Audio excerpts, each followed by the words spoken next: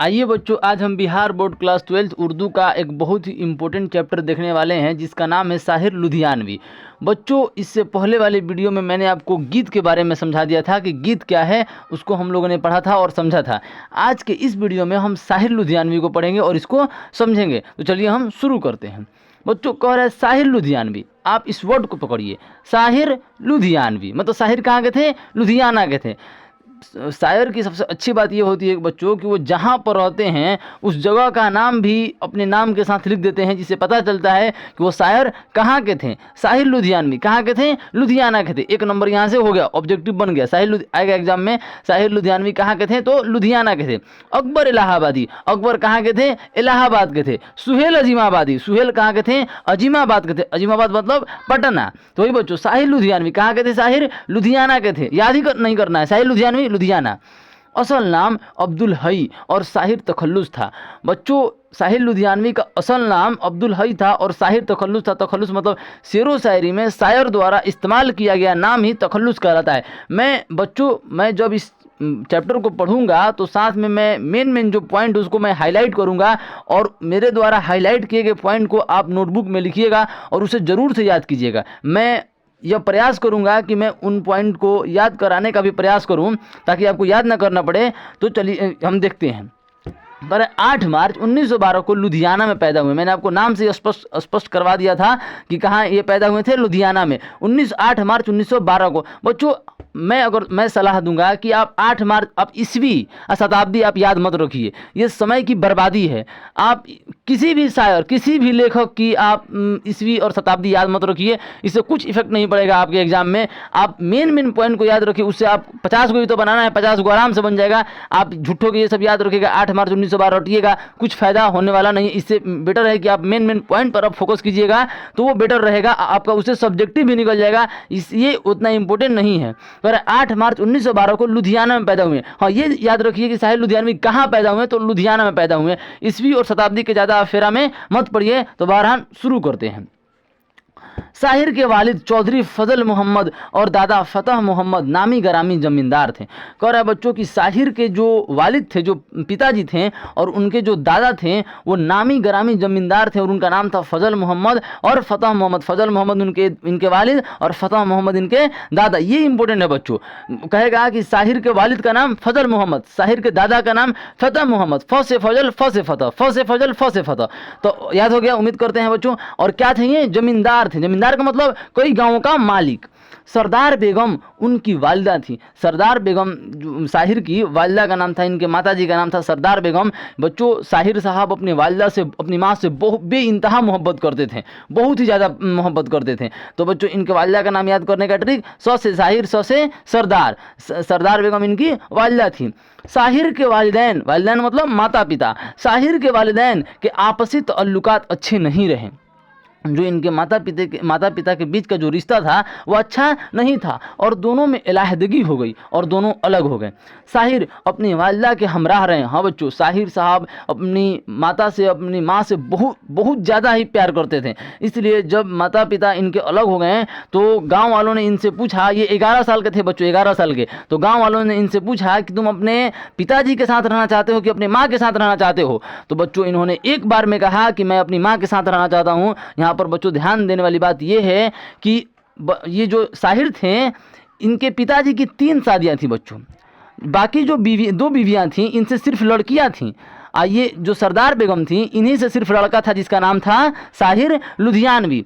तो बच्चों, अगर ये अपने पिताजी के साथ रहते तो पूरी की पूरी ज़मींदारी इनको विरासत में मिल जाती, लेकिन उन्होंने उस ज़मींदारी को ठुकरा दिया और अपनी माँ के साथ बच्चों रहना पसंद किया। तो वही कह रहा है, साहिर के वालिदा के हमराह रहे, मतलब ज़िंदगी भर अपने वालिदा के साथ रहें, बहुत ज़्यादा प्रेम करते थे।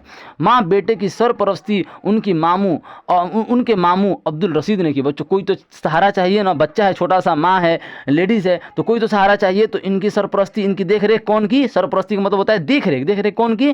तो इनके मामू अब्दुल रशीद ने की। आता है बच्चों एग्जाम में कि साहिर लुधियानवी की सरपरस्ती किसने की, तो अब्दुल रशीद ने की। साहिर ने मालवा खालसा स्कूल में फैयाज हरगानवी से उर्दू और फारसी का दर्स लिया। बच्चों को रहा है साहिर ने मालवा खालसा स्कूल में फैयाज हरगानवी इनके टीचर थे, इनसे इन्होंने उर्दू और फारसी का दर्स लिया। इंटर करने के बाद आला तालीम हायर एजुकेशन के लिए मतलब ग्रेजुएशन करने के लिए गवर्नमेंट कॉलेज लुधियाना में दाखिल हुए। इसी ज़माने में उनका ताल्लुक ऑल इंडिया स्टूडेंट फेडरेशन नामी तलबा के तंजीम से हो गया। बच्चों जब ये कॉलेज में थे तो ये एक संगठन से जुड़ गए जिस संगठन का नाम था all India student federation. Exam में आता है कि साहिर लुधियानवी कॉलेज के दौरान किस संगठन से, तंजीम का मतलब होता है संगठन, किस संगठन से जुड़ गए, तो ऑल इंडिया स्टूडेंट फेडरेशन नामी जो स्टूडेंट का फेडरेशन था उससे वो जुड़ गए, जो कम्युनिस्ट पार्टी के जेरे असर थी। और ये जो संगठन थी बच्चों, यह कम्युनिस्ट के लिए मतलब समाजवादी पार्टी थी, इसके लिए वह काम करती थी। वह सियासी मौजूदात, सियासी का मतलब होता है बच्चों राजनीति, और मौजूदात का मतलब होता है सब्जेक्ट, वह राजनीति सब्जेक्ट मतलब राजनीतिक विषयों पर नज़में लिखने लगे। वह राजनीति पर उन्होंने नज़में लिखना, पोयम लिखना शुरू कर दिया। सरकार ने उनकी बाज़ नज़में जब्त कर ली। बच्चों ये राजनीति पर उस समय हमारे मुल्क में ब्रिटिश गवर्नमेंट का शासन चलता था, वहाँ यहाँ पर अंग्रेज रहते थे, तो उन पर वे नज़में लिखते थे। नज्म कैसा, आवाम को जागरूक करने वाला नज्म, जिससे आवाम के अंदर जागरूकता आए और वे जो ब्रिटिश हुकूमत है हमारे देश में उसको वो भगा सकें। तो इसलिए जो अंग्रेज सरकार थी, इनकी जो नज़में थी, इनके द्वारा जो लिखा गया पोयम था उसको वो जब्त कर लिए, मार्केट में आने नहीं दिए। अपने इनकलाबी ख्यालात, बच्चों इनकलाब का मतलब इनकलाब जिंदाबाद, इनकलाब जिंदाबाद आप लोग सुनते हैं ना। इनकलाब का मतलब होता है बच्चों बदलाव, और ख्यालात का मतलब होता है बच्चों विचार, सोच। तो अपने बदलावी सोच की वजह से उन्हें कॉलेज छोड़ने पर मजबूर होना पड़ा और वह लुधियाना से लाहौर चले गए। और यहाँ उन्होंने दयाल सिंह कॉलेज में दाखिला लिया, लेकिन यहाँ भी अपनी तालीम पूरी नहीं कर सके। साहिर को जागीरदाराना निज़ाम और बरतानवी साम्राज्य से नफरत थी। बच्चों साहिर साहब को ज़मींदारी व्यवस्था से बहुत ज़्यादा नफरत थी। नफरत इसलिए थी बच्चों कि जो ज़मींदार थे वो अंग्रेज़ सरकार के आदमी थे और अंग्रेज़ों के लिए काम करते थे, और अंग्रेज़ों के लिए काम करने के सबब वो हमारे किसान, अपने मुल्क के किसानों के साथ बच्चों वो बहुत ही ज़्यादा मतलब गलत व्यवहार करते थे। उनको ज़बरदस्ती वो फसल उगवाने पर मजबूर करते थे, और जब फसल पक जाती थी तो उनसे वो आधा फसल ले लेते थे। बताइए कितना दुख की बात है। ऐसे ही बच्चों मान लीजिए आप 100 रुपये कमाइए मेहनत करके, और कोई 50 रुपये बैठे बैठे आपसे ले ले, आपको कितना अखड़ेगा बच्चों। उसी प्रकार इसलिए ज़मींदारा निज़ाम निज़ाम का मतलब होता है बच्चों सिस्टम, तंत्र, जागीरदाराना निज़ाम, जागीरदाराना सिस्टम और बरतानवी साम्राज्य, वही जो ब्रिटिश गवर्नमेंट थी उससे वो बहुत ज़्यादा नफरत करते थे। इन्होंने बाज़ाब्ता अशआर कहने, बच्चों शेर की जमा शेर की जमा अशआर, तो वही कह रहा है बाज़ाब्ता अशआर कहने शुरू कर दिए। इस निज़ाम, इस सिस्टम को, कौन सा सिस्टम, ज़मींदारी जो सिस्टम थी और जो ब्रिटिश गवर्नमेंट थी हमारे देश में, उसको हटाने के लिए और आवाम में, लोगों में, देश के लोगों में जागरूकता लाने के लिए उन्होंने बहुत ज़्यादा मात्रा में पोयम, बहुत ज़्यादा संख्या में पोयम लिखना शुरू कर दिया, ताकि इस पोयम को लोग पढ़ें, इस मेरे द्वारा लिखे गए पोयम को, मेरे द्वारा लिखे गए कविता को लोग पढ़ें और उनमें जागरूकता आए। तो वही कह रहा बाज़ाब्ता अशआर कहने शुरू कर दिए किए। वह मशहूर रिसाले अदीब लतीफ़ के मुदीर और आला मुकर्रर हुए। मतलब वो एक रिसाला, एक मैगजीन से जुड़ गए जिसका नाम था अदीब लतीफ़, और उसके मुदीर मतलब होता है बच्चों एडिटर, आला मुकर्रर मतलब सबसे हेड एडिटर बन गए वो।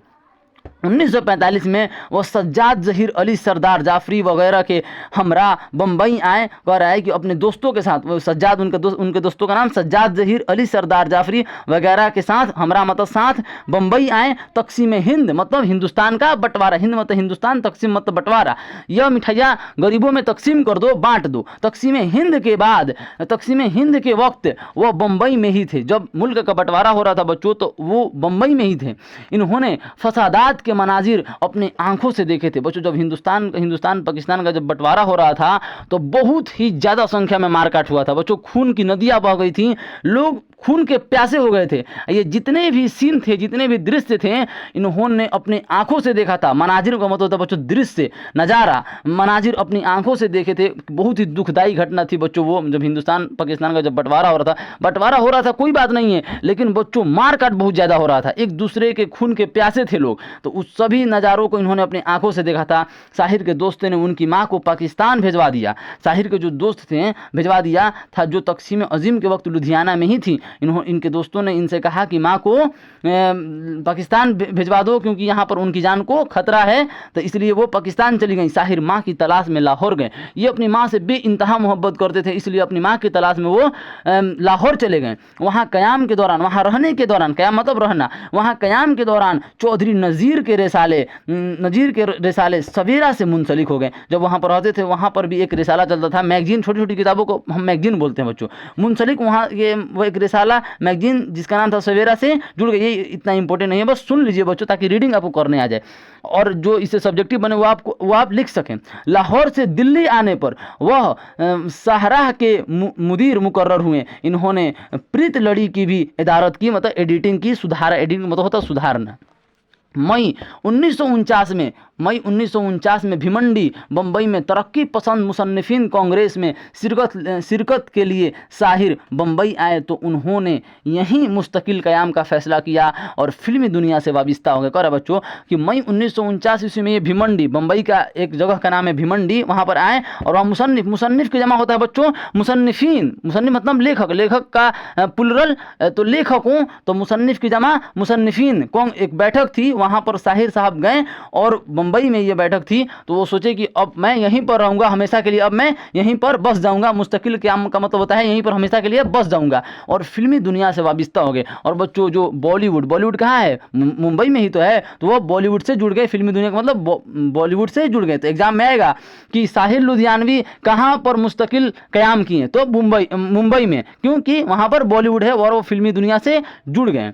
नगमा निगार मतलब गीत लेखन। नगमा निगार की हैसियत से इन्होंने ज़बरदस्त शोहरत हासिल की। हाँ बच्चों, मैंने आपको इंट्रोडक्शन वाले ही वीडियो में बता दिया था कि इन्होंने तकरीबन 3000 गीत लिखे हैं, 3000। तो बच्चों वाकई वर्ल्ड रिकॉर्ड है, तो ज़बरदस्त। और इसमें उन्होंने ज़बरदस्त शोहरत, बहुत ही ज़्यादा ये फेमस हुए, हमारे मुल्क में नहीं बल्कि वो पूरे मुल्क, पूरे दुनिया में वो फेमस हो गए, शोहरत हासिल की। 1971 में इन्हें पद्मश्री के खिताब से नवाजा गया। बच्चों ये बहुत इंपॉर्टेंट है। 1971 में कौन सा पुरस्कार दिया गया, कौन सा खिताब दिया गया? पद्मश्री का। बच्चों कहेंगे कि पद्मश्री क्या होता है? बच्चों हमारे मुल्क हिंदुस्तान में बहुत सारे अवार्ड दिए जाते हैं। जो लोग सराहनीय अगर अच्छा काम करते हैं तो उनको मतलब प्रोत्साहित करने के लिए पुरस्कार दिया जाता है। तो उनमें से एक पुरस्कार नाम है पद्मश्री। जैसे आपने सुना होगा परमवीर चक्र, भारत रत्न, पद्म विभूषण, पद्म भूषण, वही एक पद्मश्री। जैसे परमवीर चक्र किस क्षेत्र में दिया जाता है?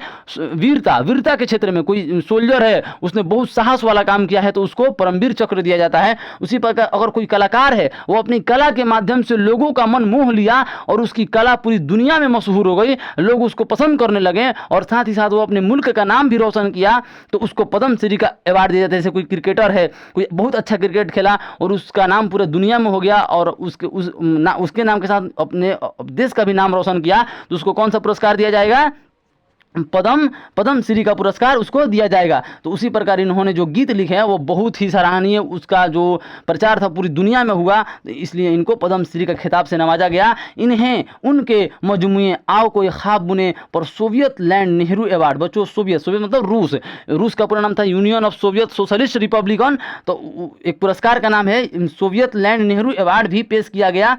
साहिर जिंदगी भर कंवारे रहे। जुलाई 1976 में उनकी वालिदा का विशाल हुआ तो वो बुझ से गए और खुद भी 25 अक्टूबर 1980 को इस जहां से रुखसत हो गए और बम्बई में मदफून हुए। बच्चों कह रहा है जो साहिर साहब थे वो अपने माता से बहुत ज़्यादा प्रेम करते, अपनी माँ से बहुत ज़्यादा प्रेम करते थे। जब इनकी माँ का विशाल हो गया, जब इनकी माँ इस दुनिया से चली गई तो वो बहुत ज़्यादा उदास हो गए, वो बुझ से गए और ख़ुद भी 4 साल के बाद 25 अक्टूबर 1980 को इस जहाँ से वो रुखसत हो गए और मुंबई में ही इनको दफना दिया गया। मदफून मतलब होता है दफना देना। आओ कोई ख्वाब बुने, परछाइयाँ, तलखियाँ, गाता जाए बंजारा और आखिरी नजराने उनकी किताबें हैं। बच्चों आज की इस वीडियो में हम इतना ही रहने देते हैं, वीडियो लॉन्ग हो जाएगा। आगे अगर आपको दोनों गीतों को समझना हो तो मुझे कमेंट करके ज़रूर बताइएगा, मैं लाइन बाय लाइन समझा दूंगा। धन्यवाद।